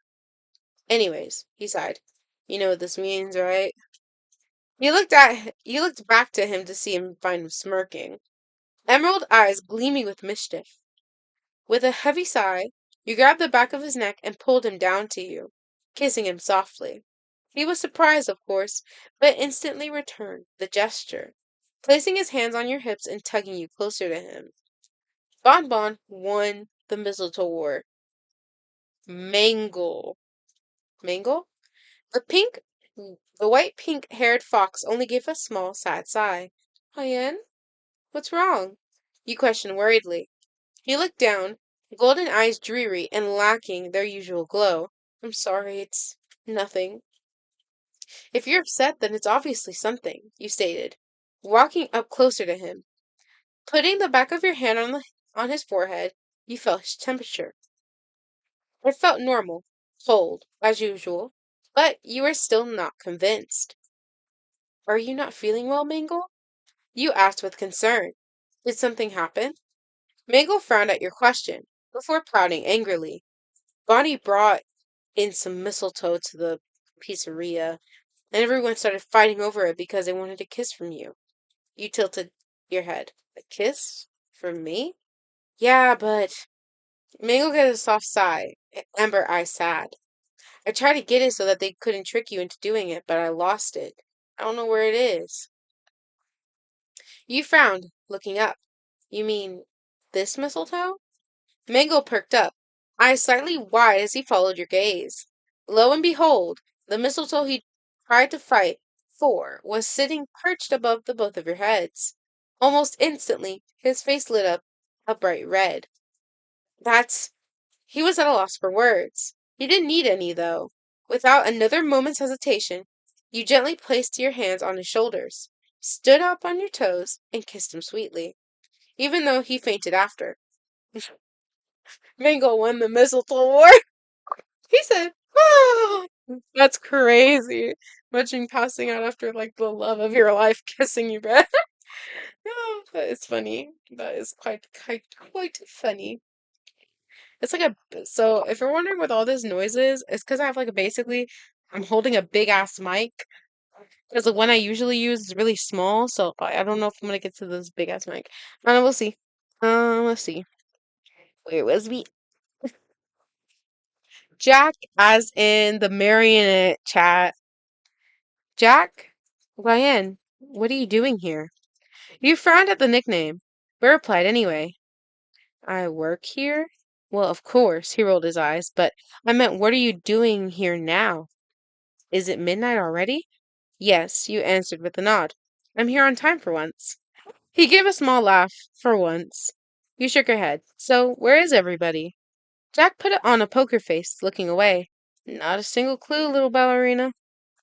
That's some bullshit if I've ever heard of it. You deadpanned. That's kind of funny. Girl, what? He only sighed. Sorry, but you'd rather not know. I'll bet. You looked down sadly. Jack hated that you when you gave him that look. He utterly despised it. He'd give $50 on it that you'd already figured out what happened. Another fight. Another reason for you to be unhappy. He hated when you were unhappy. It's not so bad, YN. He quietly attempted to cheer you up, giving a small fragment of a smile. It was in good fun. A little. You only gave him a pitiful stare, making his, once thought to be dead, heart clench tightly in his chest. What was it about this time, Jack? You asked quietly. Mistletoe. Jack gave you an immediate, honest response. Did he mention how much he loathed the way you had that kind of effect on him when you were upset? You made him so much better than he had ever thought he was meant to be. And though he loved that about you, he didn't like how easy it was for you to play him right into your palms. He probably didn't even know it. You gave him a bewildered look. Where the fuck did you guys even get a mistletoe? Bonnie stole it. Jack shrugged casually. Had no part in it. Why would he even need? He wanted to kiss you.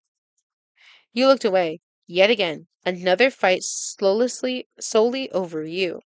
It was ridiculous, and you hated it. You made it very clear that you'd be there for all of them when they needed you. But no one ever wanted to share you.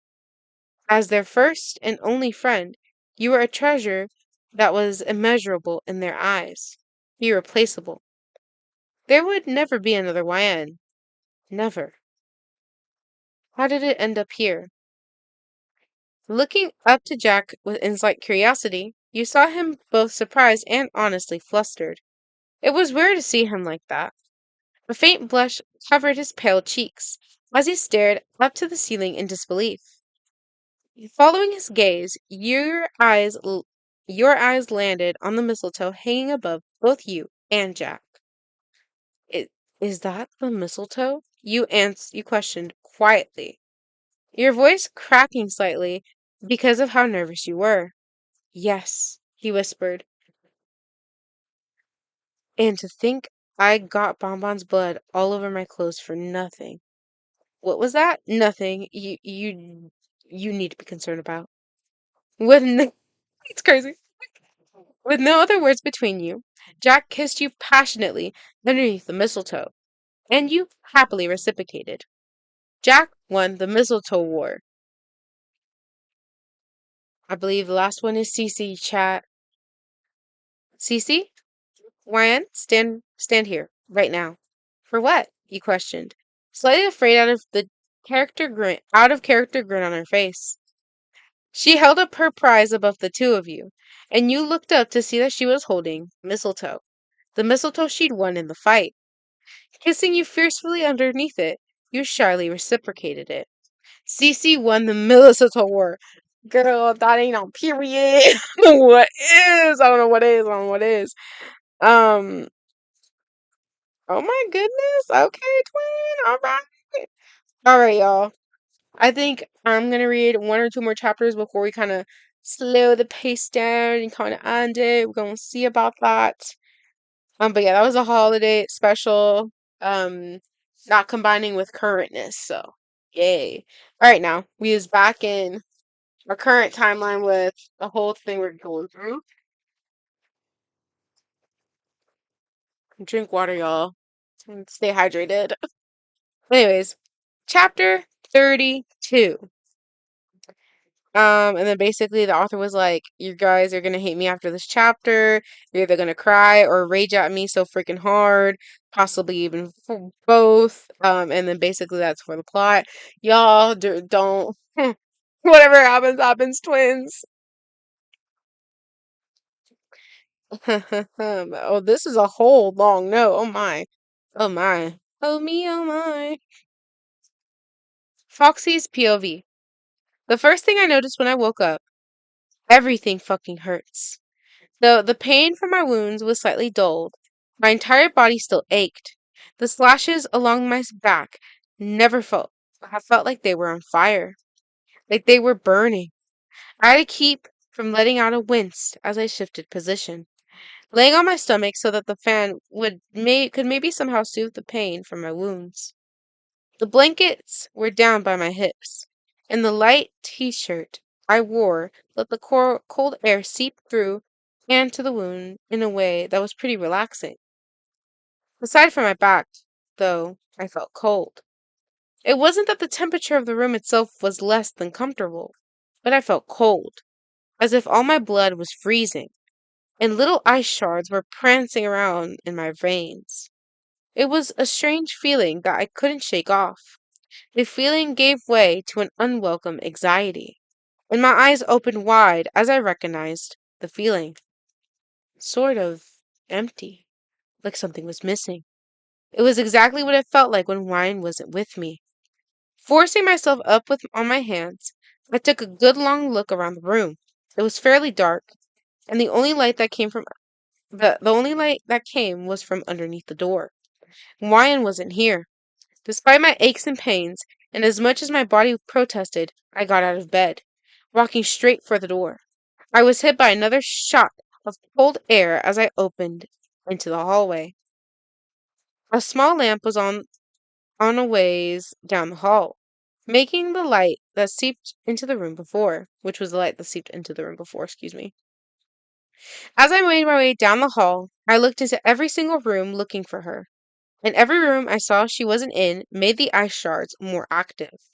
The bitter cold I felt was now starting to inspire more pain than I needed. As I searched her room, I noticed the wide open door, and it immediately sent my nerves into overdrive. I jumped to conclusions like I always did, and I checked inside to see if she was sleeping, only to find that the bed was empty. The clock on her bedside showed that it was 1:37 a.m. Wine shift started at 12. Just the thought of her being alone with the toys made me want to curl up and die out of sheer horror. And it was late. Over an hour past the time her shift had started. If she was really there, she could already be dead. With that thought just in my head, my two legs moved without command, running towards the kitchen with nothing but her on my mind.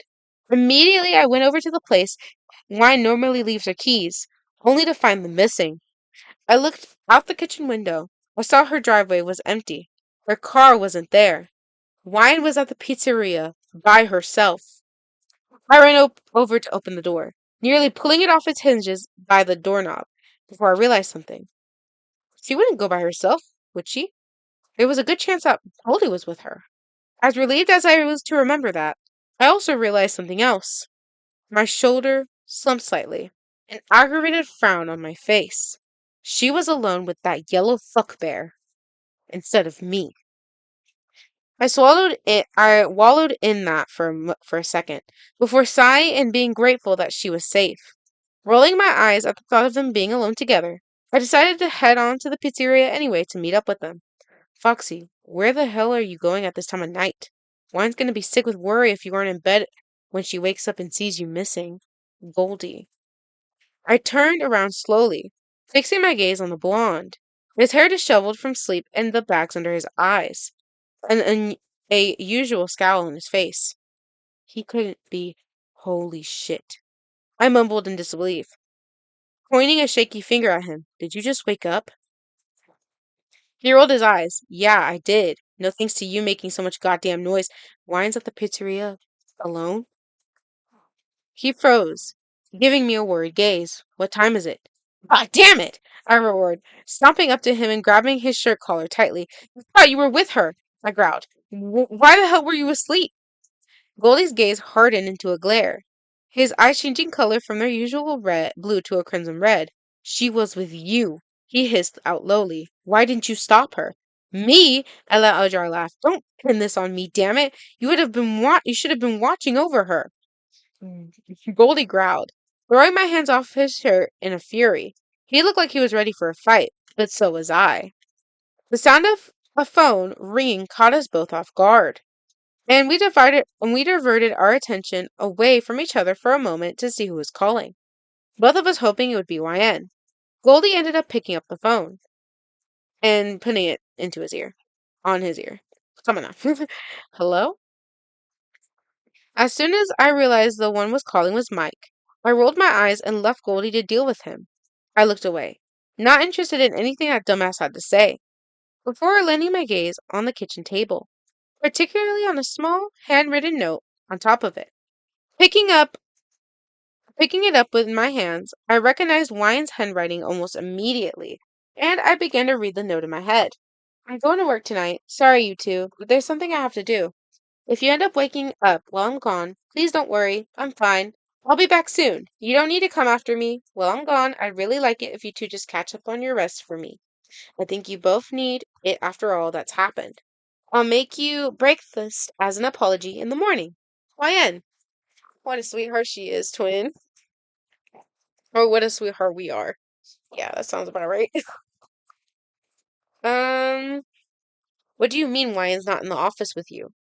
I looked over to Goldie, only to find him arguing over the phone with Schmidt. I walked over to him, and he rolled his eyes, putting the phone on the speaker for me to hear. Mine's fine, Schmidt scoffed, but he's with the marionette right now. With Jack. He's fucking dead when I get there. They seem to be getting along, but Jeremy and I are a little worried something might happen, he continued. We were wondering if any of you new freaks knew about it. Goldie and I looked at each other knowingly, and he hung up on the phone, much to his shouting and cursing Schmidt's displeasure. Only for Wyan's sake am I not going to send you to hell tonight, Fox. He hissed. His eyes turned to their normal hue. I could say the same for you, Blondie, I taunted back. But just because I'm stuck with you for her sake, doesn't mean you'll get any special treatment from me. He narrowed his eyes at me. They flashed red for a moment before going back to blue. I wouldn't dream of it. Your POV. So, do you have any clues where the other toys might be? You asked curiously, and much more hopefully than before. You'd successfully gone through to Jack, and you two were now standing in front of the main stage talking. As it turns out, he was more than willing to answer any question you asked after you both gotten out of the box. With his eccentric personality back, of course. Please, he rolled his eyes playfully. I know everything that goes on in here. Have a little more faith in me, will you? I'll show you where they are. Really? You chimed happily, eyes sparkling. Thank you so much. He grinned at you, holding his head high. It's no wonder that he'd claimed his old personality so quickly. You'd been feeding his ego since the very second you kissed him back. The very same cheery, cocky little bastard that you'd known since day one was back.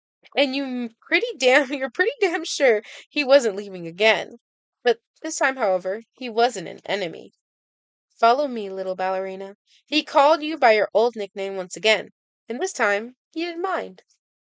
He beckoned you to follow him with his hand, and you trailed eagerly as he walked down another hallway. You were more than excited to see the real toys again. Even the tiniest shred of doubt or anxiety was reduced to dust as you were as you were finally getting close to settling things once and for all with all of them. Your encounter with Jack gave you so much hope, it even baffled you. You were literally a kid on a sugar high right about now. Wandering through the hall, humming softly and happily as you were lost in your thoughts, you could only think of the toys. Jack would help you explain. He'd help you get through to them. Slowly but surely. Your thoughts drifted back to Mangle. You paused, standing still in the hallway, in the middle of the dark hallway. Mangle wasn't in the best condition when you found him, and neither was Jack. What would the other toys look like? Jack? You questioned, this time quietly.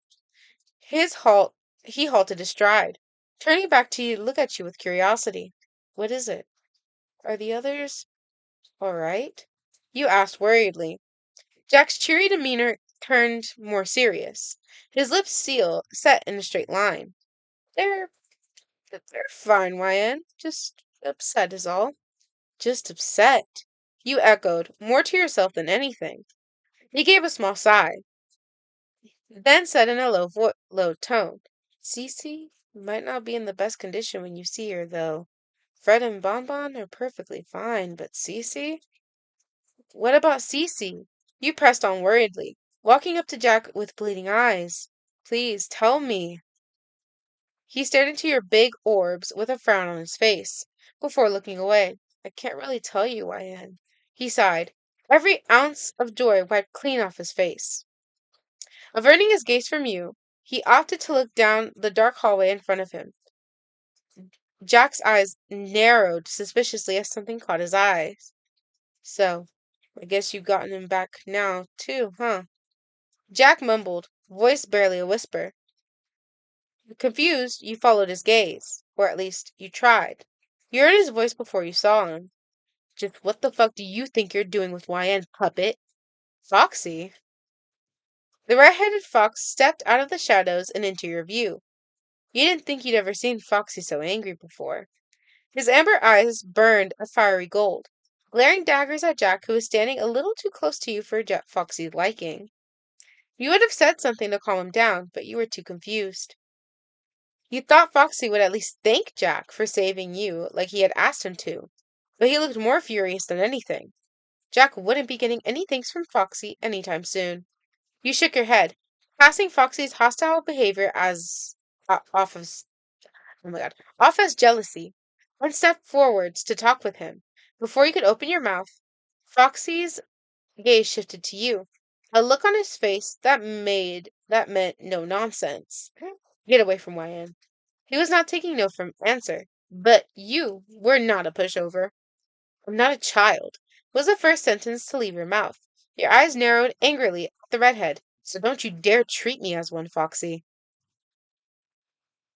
Foxy sent you a slight glare. I know that, YN. You'd only served to make him more furious. But watching in slight regret as his hands curled around into fists at his side. But you can't play peacemaker with people who don't want peace. He'll hurt you. Now get away from him. Jack was silent, choosing to stay out of the conversation. He didn't know why. You sent Jack a curious glance, only to find him looking down, his dark bangs hiding his face. He didn't like the fact that the other original was here again.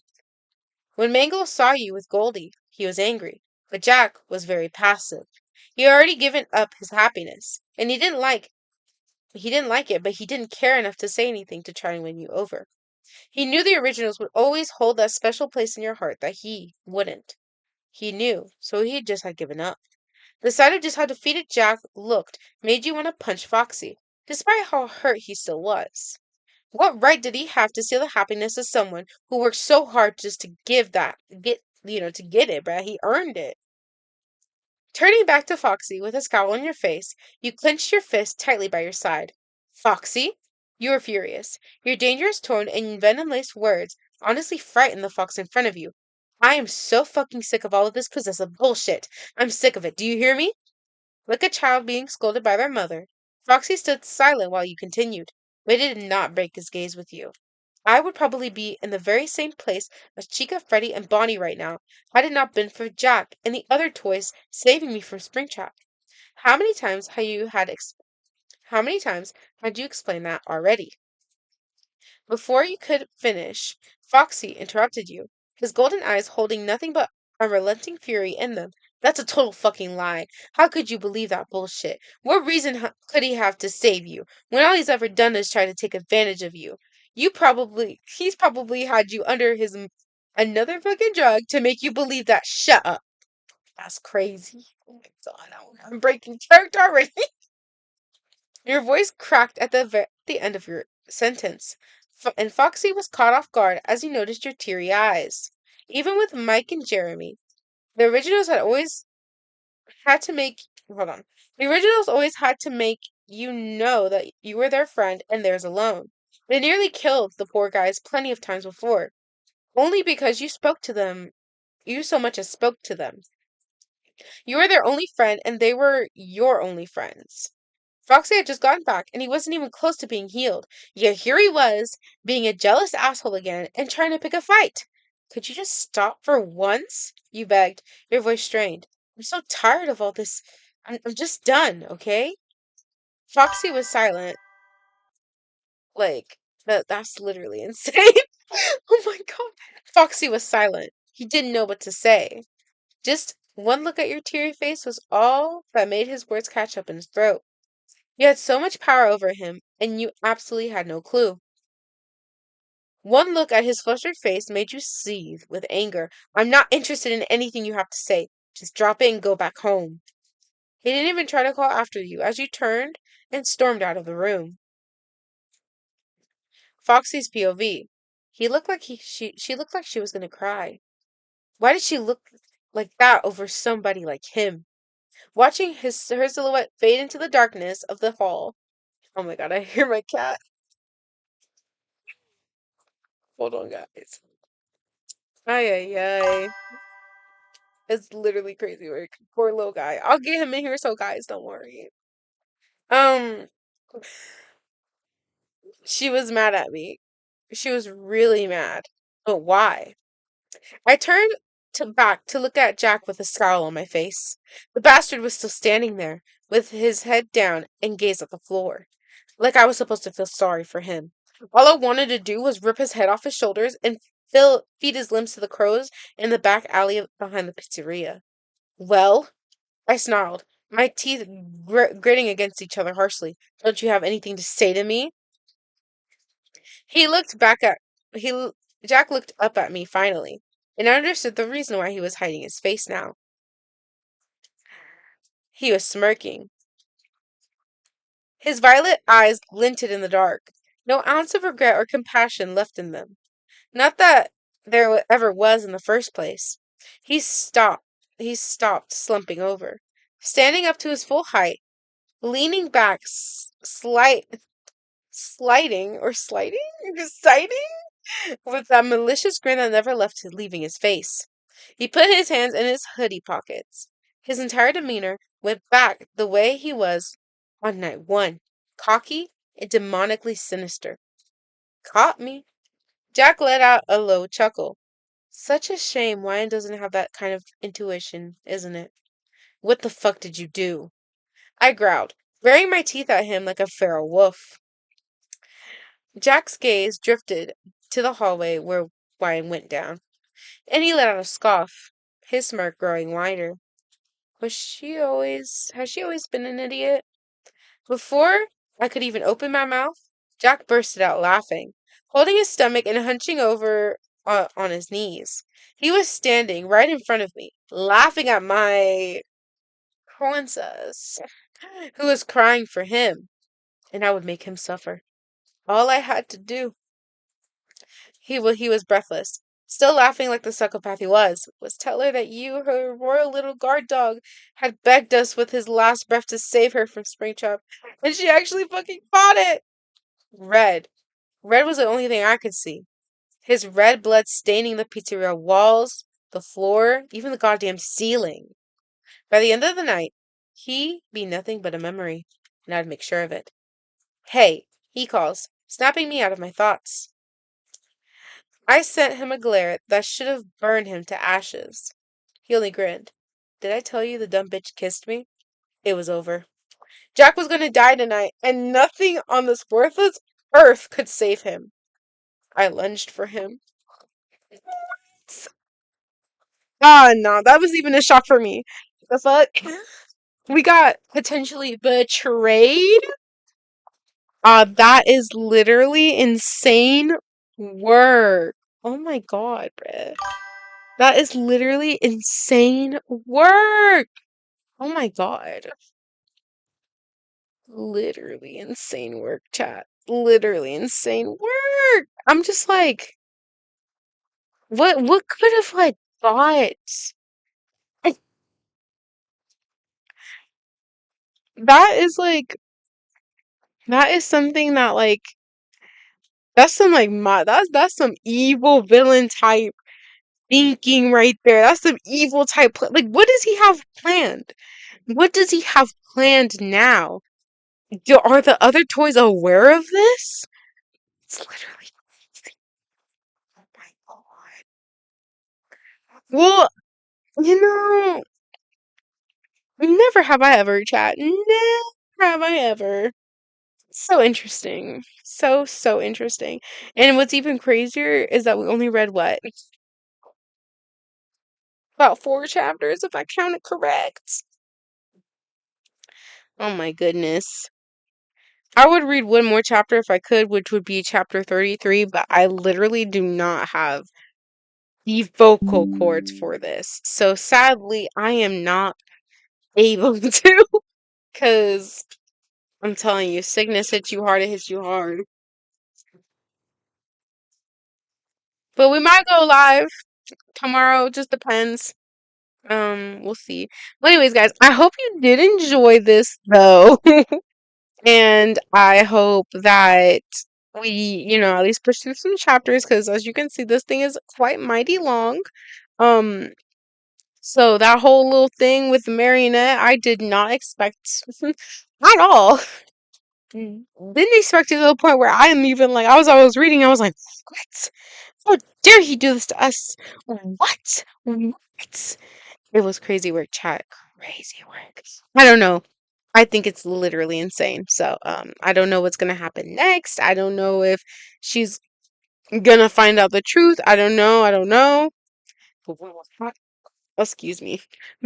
Not water, but we will find out soon enough, chat. Thank you to for everybody who like kind of like really joined and like was real curious on this whole little thing that we're doing. I'm trying to make this like a little more often, maybe like once a month because to be real with you, like this would probably help with more fan fictions kind of getting more pushed out there and to kind of get them like more like on the roll and give people opportunity to kind of be like, oh my gosh, she's reading it live. Yeah. So that would be fun. I can't wait to do this with like slashers, ex listener, because I know a lot of people are like wanting the whole like the next because we're in book 3. There's a whole new book 4 in it, and it's literally insane. As for who was the little artiste in this beach? Who was the little artiste? I'm pretty sure Carl. Okay, girlfriend. So, Carl, if you do end up doing the drawing with the cute little butterfish or whatever idea you have, magnificent. I bet it will be, or it is, if you're in the process of doing that beautiful art. Would you please tag me or send me a quick little picture through my social medias? They are in the description down below. Depending if you're seeing this like in the portrait live or in like vertical. Either way, same thing. Much appreciated either way. Also, hi Sonic Speed. Hello. Welcome and soon enough like trying to go into the end of it, I guess. Because we're practically at the end of this interesting live that I managed to read 4 chapters of this very, very long story that I did not anticipate to be this long. But it's okay. Better, I think, be alive than an actual like video, because that'd be a whole lot to edit for me. But it's okay. I think it's fun reading it live and whatnot, and you kind of can see how I like kind of go through the process of reading these stories and blah blah blah. Anywho, guys, I hope you guys have an amazing day, night, wherever y'all are. Please stay warm. If you're sick, take your medication, stay hydrated, eat your favorite snack, whatever you gotta do to help yourself out. Um, honestly do appreciate you guys' like viewership, your comments. I really do appreciate it. Supports the channel, boosts the video and whatnot. My voice is starting to like be like anyways. Anyways, thank you so much, guys. I hope to see you in the next video. Bye and peace for now, y'all.